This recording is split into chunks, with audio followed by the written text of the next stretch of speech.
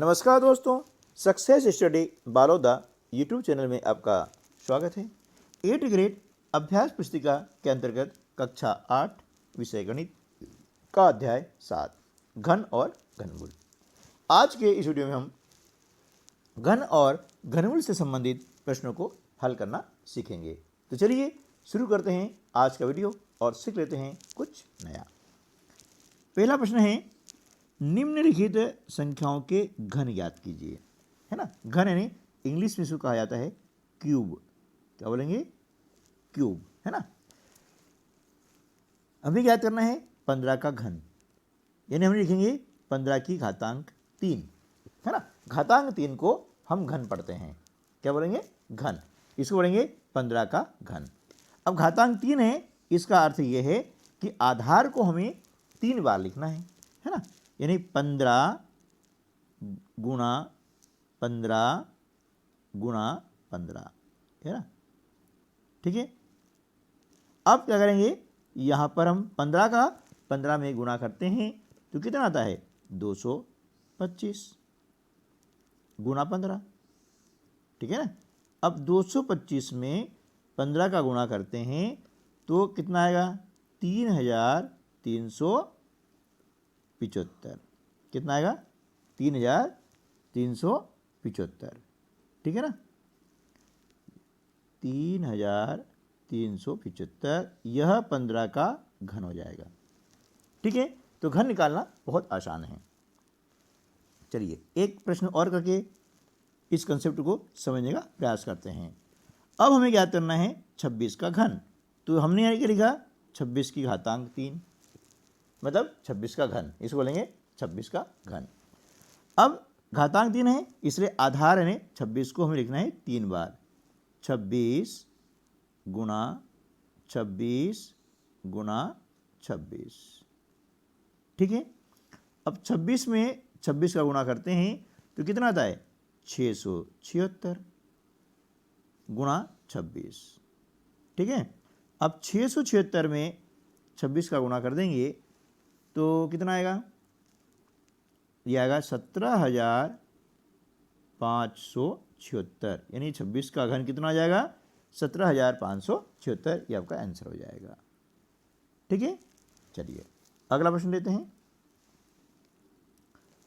प्रश्न क्रमांक 2, किसी घन की एक भुजा की लंबाई 15 मीटर है तो उस घन का आयतन ज्ञात कीजिए। है ना, घन का आयतन हमें मालूम है कि घन में जो है लंबाई, चौड़ाई और ऊंचाई तीनों बराबर होती है, इसलिए बोलते हैं हम घन की भुजा। तो यहाँ सूत्र हो जाएगा आपका घन का आयतन बराबर भुजा की घातांक 3। है ना, अब भुजा कितनी है आपको दी? कितनी?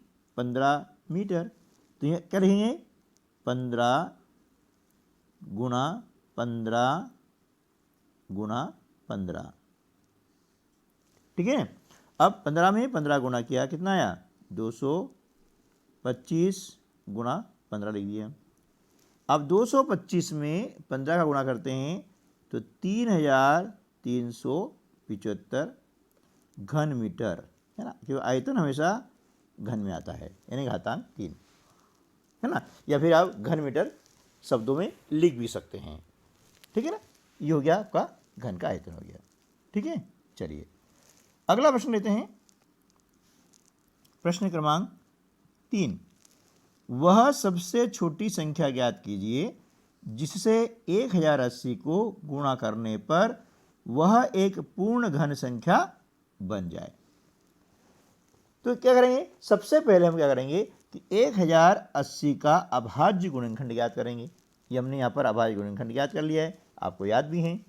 अब इन गुणनखंडों को यहाँ लिख देंगे तो 1080 बराबर 2 गुणा 2 गुणा 2 गुणा 3 गुणा 3 गुणा 3 गुणा 5 लिख दिया ना। अब क्या करेंगे? हम बात कर रहे हैं घन की।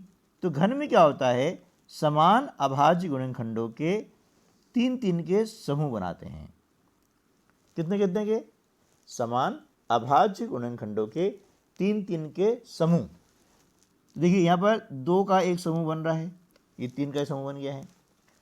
यहाँ पर भी ये 3 का एक समूह बन गया है। अब 5 अकेला बचा है। ठीक है ना, और पूर्ण घन होने के लिए शर्त क्या है, जो भी अभाज्य गुणनखंड आपके हैं प्रत्येक का 3 का समान अभाज्य गुणनखंड का एक समूह होना चाहिए, है ना। जैसे यहाँ पर 2 का एक समूह बना हुआ है, इसमें 3 अभाज्य गुणनखंड हैं, 3 का भी एक समूह बना हुआ है क्योंकि इसमें भी 3 अभाज्य गुणनखंड है। अब 5 अकेला है, तो इसके 3 का समूह बनाने के लिए हमें क्या करना होगा, 5 गुणा 5, ये 2 गुणनखंड हमको चाहिए, यानी 25 25, है ना। तो क्या करेंगे कि वह सबसे छोटी संख्या क्या होगी, 25 होगी। क्या होगी, 25, जिसे 1080 से गुणा करने पर एक पूर्ण घन संख्या बन जाएगी, ठीक है ना। अब यदि यहाँ 2 गुणनखंड हैं तो उसके साथ ही हमको एक चाहिएगा, यानी 3 का एक समूह होना जरूरी है। जितने भी 3 में कम होते हैं 1 या 2, है ना, बस यदि 1 कम होगा या फिर 2 कम होगा। 1 अकेला है तो जो भी कम है गुणनखंड उसका उत्तर हो जाएगा, और 2 हैं इस प्रकार से ये लिखें और उनको गुणा करके लिख देंगे। क्लियर। चलिए अगला जो प्रश्न है, प्रश्न क्रमांक 4, वह सबसे छोटी संख्या ज्ञात कीजिए जिससे 576 को भाग देने पर भागफल एक पूर्ण घन प्राप्त हो जाए। अभी हमने गुणा का प्रश्न किया था, अब भाग का तरीका वही है। सबसे पहले 576 का हम अभाज्य गुणनखंड ज्ञात करेंगे इस प्रकार से, और उन अभाज्य गुणनखंडों को यहाँ पर लिख देंगे कि 576 बराबर 2 गुणा 2 गुणा 2, 2 गुणा 2 गुणा 2 गुणा 3 गुणा 3, लिख दिया। इसके बाद में क्या करेंगे, समान अभाज्य गुणनखंडों के 3 के समूह बनाएंगे। ये हमने बनाया, एक समूह बन गया, 2 का एक समूह और बन गया। अब देख रहे हैं कि 3 गुणा 3 बचा हुआ है। अब बचा हुआ है ना, इसका हमें क्या करना है, भाग लगाना है। क्या करना है, भाग, क्योंकि ये प्रश्न भाग देने वाला है। यदि गुणा वाला होता तो 3 का गुणा करके उत्तर आपका आ जाता, लेकिन यहाँ पर जो गुणनखंड बचे हैं, 1 बचा है तो उसका भाग लगा देंगे, 2 बचा है तो इनका आपस में गुणा कर देंगे। 3 गुणा 3 बराबर 9। अतः वह सबसे छोटी संख्या क्या होगी, वो होगी 9, जिससे 576 को भाग देने पर भागफल एक पूर्ण घन प्राप्त होगा, ठीक है ना। चलिए अगला प्रश्न कर लेते हैं। प्रश्न क्रमांक 5, अभाज्य गुणनखंड विधि से 10,648 का घनमूल ज्ञात कीजिए, है ना। अब घनमूल ज्ञात करना बहुत आसान है, तो क्या करेंगे, जो संख्या दी गई है उसका सबसे पहले हम ज्ञात करेंगे अभाज्य गुणनखंड, और अभाज्य गुणनखंड आपको अच्छे से याद हो गए हैं, है ना। ठीक है, अब इन अभाज्य गुणनखंडों को इस प्रकार से लिख देंगे, 10,648 बराबर 2 गुणा 2 गुणा 2 गुणा 11 गुणा 11 गुणा 11, लिख दिया। अब हमें क्या ज्ञात करना है, घनमूल ज्ञात करना है। तो समान अभाज्य गुणनखंडों के 3 के समूह बनाना है। हमने बनाया, एक समूह 2 का बन गया और एक समूह बन गया 11 का। अब इस समूह में से एक अभाज्य गुणनखंड को बाहर निकाल लेना है। ये निकाल लिया, गुणा, इसमें से एक निकाला, 11 बाहर आ गया। अब 11 का 2 गुणा करते हैं तो होता है 11 दूनी 22। इस प्रकार से 10,648 का घनमूल कितना हो जाएगा, 22, ठीक है ना। ये आपका हल हो जाएगा। चलिए अगला प्रश्न है,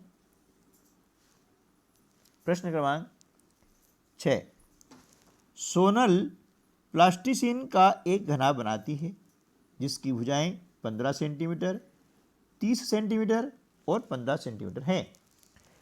एक घन बनाने के लिए ऐसे कितने घनाभों की आवश्यकता होगी। तो देखिए, अब घनाभ का आयतन का सूत्र क्या है, लंबाई गुणित चौड़ाई गुणित ऊंचाई।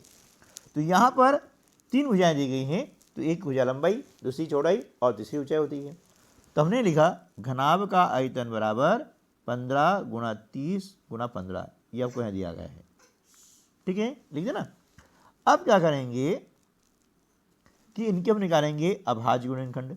15 के अभाज्य गुणनखंड क्या होते हैं, 3 गुणा 5, तो 3 5 15, 30 के अभाज्य गुणनखंड 2 गुणा 3 गुणा 5 और 15 के अभाज्य गुणनखंड 3 गुणा 5। ठीक है ना, हमने यह ज्ञात कर लिया अभाज्य गुणनखंड। अब समान अभाज्य गुणनखंडों को हम क्रम से लिख देंगे। हम देख रहे हैं 2 अकेला है ना, 2 क्या है अकेला, ये हमने लिख दिया 2। फिर 3 जितने भी हैं उनको एक स्थान पर यहाँ रख देंगे। ये 3, ये लिखा हमने 3, ये वाला 3 उठा के हमने यहाँ लिख दिया और ये वाला 3 उठा के यहाँ लिख दिया, है ना। इनका हमने कर लिया समूहीकरण। अगला देख रहे हैं ये 5 यहाँ लिखा, ये 5 यहाँ लिखा और ये 5 यहाँ लिख दिया। ठीक है ना, इस प्रकार से हमने इनका कर लिया समूहीकरण। अब क्या करेंगे, हम यहाँ देख रहे हैं कि यहाँ पर 3 का समूह बन रहा है, 5 का भी समूह बन रहा है, लेकिन 2 अकेला है। क्या है, 2 अकेला है यानी एक बार आया है, इसलिए हमें इसे पूर्ण घन बनाने के लिए क्या करेंगे, है ना, पूर्ण घन बनाने के लिए 2 गुणा 2 यानी 4। ठीक है ना, पूर्ण घन बनाने के लिए 2 गुणा 2 यानी 4। ठीक है ना, अतः हमें एक घन बनाने के लिए ऐसे 4 घनाभों की आवश्यकता होगी, है ना। यह उत्तर आ जाएगा, कितने घनाभ आवश्यकता होगी, हमें 4 घनाभों की आवश्यकता हो जाएगी। ठीक है ना, ये सब हम पूर्ण वर्ग बनाने के लिए 2 गुणा 2। ठीक है ना, चलिए अगला प्रश्न है प्रश्न क्रमांक 7। किसी घनाकार डिब्बे का आयतन 512 घन सेंटीमीटर है, तो डिब्बे की एक भुजा का माप ज्ञात कीजिए। तो देखिए, डिब्बे की एक भुजा की माप बराबर हो जाएगा 512 का घनमूल। यहाँ पर हमें 512 का निकालना होगा घनमूल। तो क्या करेंगे, 512 के हम निकालेंगे अभाज्य गुणनखंड इस प्रकार से, और उन गुणनखंडों को यहाँ पर ऐसा लिख देंगे, है ना, घनमूल के अंदर। इस प्रकार ये चिन्ह होता है, ये चिन्ह होता है घनमूल का, है ना, एक कर्णिका 3 होती है। ठीक है ना, अब इसके अंदर क्या करेंगे, कर्णिका 3 है इसलिए समान अभाज्य गुणनखंडों के 3 के समूह बनाते हैं। ये बना लिए हमने, और इन समूह में से जिनके समूह बन जाते हैं उनमें से एक गुणनखंड हम बाहर निकाल लेते हैं। इस प्रकार से एक अंक बाहर निकाल लिया, 2 गुणा 2 गुणा 2। अब इनका गुणा कर देंगे, 2 दूनी 4 और 4 दूनी 8 सेंटीमीटर। ये आपका जो है डिब्बे की एक भुजा की माप हो जाएगी। ठीक है, चलिए नेक्स्ट क्वेश्चन, प्रश्न क्रमांक 8। मान ज्ञात कीजिए 91 की घातांक 3 माइनस 90 घातांक 3, है ना। ये हमने लिखा है इस प्रकार से, 91 की घातांक 3 माइनस 90 की घातांक 3। अब यूँ तरीका इसका घन निकालने का अलग होता है, लेकिन यहाँ पर हम जो इसके पैटर्न हैं, प्रतिरूप हैं, उसके आधार पर हम इसको आसानी से हल कर लेंगे। बहुत आसान तरीका है। क्या है, जब इस प्रकार के क्वेश्चन आते हैं तो हमने 1 लिखा, है ना, उसके बाद में क्या करेंगे, हम लगाएंगे प्लस का चिन्ह यानी धन का चिन्ह। उसके बाद में यहाँ कितना लिखा है 91, ये हमने लिख दिया 91 गुणा, उसके बाद में संख्या जो लिखी है 90, हमने 90 लिख दी, और 3 ये फिक्स है, ये आपको लिखना ही लिखना है ना, क्योंकि हम घन ज्ञात कर रहे हैं। ये 1 भी फिक्स है, ये भी आपको याद रखना है। ठीक है, ये हमने लिख दिया। अब क्या करेंगे कि गुणा की क्रिया हम पहले करते हैं। ठीक है ना, तो 91 लिख दिया हमने, 90 में 3 गुणा करते हैं तो कितना हो जाएगा, 270 हो जाएगा। कितना हो जाएगा, 270। अब 270 में 91 का गुणा करते हैं तो हो जाता है 24,570। इसमें एक जोड़ देंगे तो यह हो जाएगा 24,571। ठीक है, इस प्रकार से हम जो है बहुत ही कम समय में इस प्रकार के प्रश्नों को हल कर सकते हैं। ठीक है ना, तो आप अभ्यास करें और इसको सीखें, बहुत आसान तरीका है। ठीक है ना, चलिए अगला प्रश्न कर लेते हैं। प्रश्न क्रमांक 9। संख्या 15,625 का घनमूल ज्ञात कीजिए। घनमूल ज्ञात करने के लिए सबसे पहले हम क्या करेंगे, अभाज्य गुणनखंड ज्ञात करेंगे। और उन अभाज्य गुणनखंडों को इस प्रकार से यहाँ पर लिख देंगे, ठीक है ना। अब इसके बाद क्या करेंगे, यहाँ लिखेंगे 15,625 का घनमूल बराबर समान अभाज्य गुणनखंडों के 3 के हम समूह बनाएंगे। इस प्रकार से बना लिए। अब एक समूह में से एक गुणनखंड बाहर निकाल लेते हैं, ये निकाला, गुणा इसमें से हमने एक बाहर निकाल लिया। अब इनका आपस में गुणा कर देंगे, 25 25। तो इस प्रकार से 15,625 का घनमूल होगा 25, है ना। सरल, बहुत सरल सवाल है ना। तो अब इनको आसानी से हल कर सकते हैं।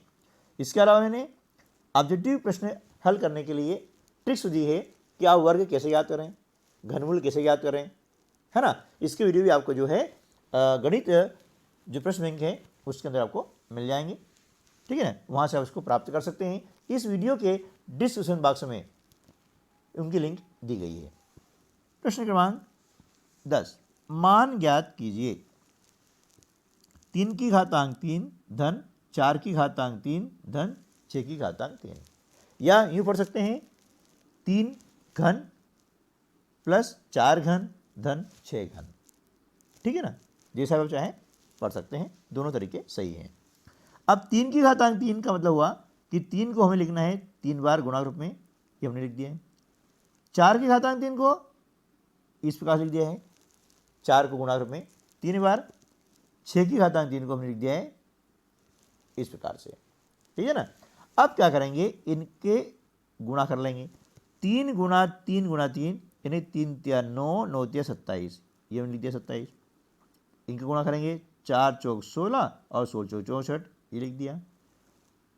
6 का गुणा करेंगे 6 में 36 और 36 का गुणा करेंगे 6 में 216, हो गया ना।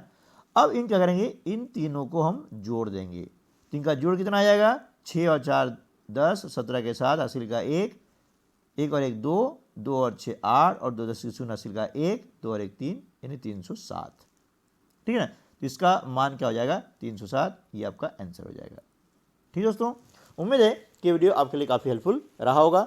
यदि वीडियो से आपने कुछ भी सीखा है तो वीडियो को लाइक कीजिएगा, और चैनल पर पहली बार आप आ रहे हैं तो उसे सब्सक्राइब करना न भूलिएगा।